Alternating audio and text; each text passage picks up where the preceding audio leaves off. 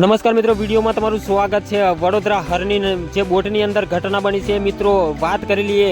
સૌથી મોટી ઘટના બની ગઈ છે મિત્રો, અને સોશિયલ મીડિયામાં વિડીયો ટ્રેન્ડ કરી રહ્યા છે મિત્રો। વાત કરી લઈએ બોટની અંદર કેટલા જણા બેઠા હતા, તો 30 થી 35 જણ બેઠા હતા એવો આંકડો જાણવા મળી રહ્યો છે મિત્રો। અને શિક્ષકો અને બાળકોનો ત્યાં જીવ ગયો છે, તો મિત્રો એ પણ આપણે વિડીયોની અંદર બતાવીશું। જેમ જેમ જાણવા મળશે તેમ અમે તમને જણાવવાના છીએ મિત્રો। અને અમુક બાળકો બચી ગયા છે, શિક્ષકો પણ બચી ગયા છે, અને જે શિક્ષકો અને બાળકો જે મરી ગયા છે મિત્રો, ખરેખર તો એમને શ્રદ્ધાંજલિ આપવા માટે કમેન્ટની અંદર ઓમ શાંતિ જરૂરથી લખજો મિત્રો, અને વિડીયોને શેર કરી દેજો મિત્રો। કારણ કે આ સ્કૂલનો પ્રવાસ પર્યટન અત્યારે આખો ચર્ચાનો વિષય બની ગયો છે મિત્રો। આ વિડીયો ગુજરાતમાં નહીં પણ આખા દેશમાં વાયરલ થઈ રહ્યો છે મિત્રો। ખરેખર ચોંકાવનારો કિસ્સો બની ગયો છે, તો તમારે શું કહેવું છે મિત્રો? ખરેખર બોટની અંદર જે 30 થી 35 જણા બેહવા જોઈએ કે ના બેહવા જોઈએ?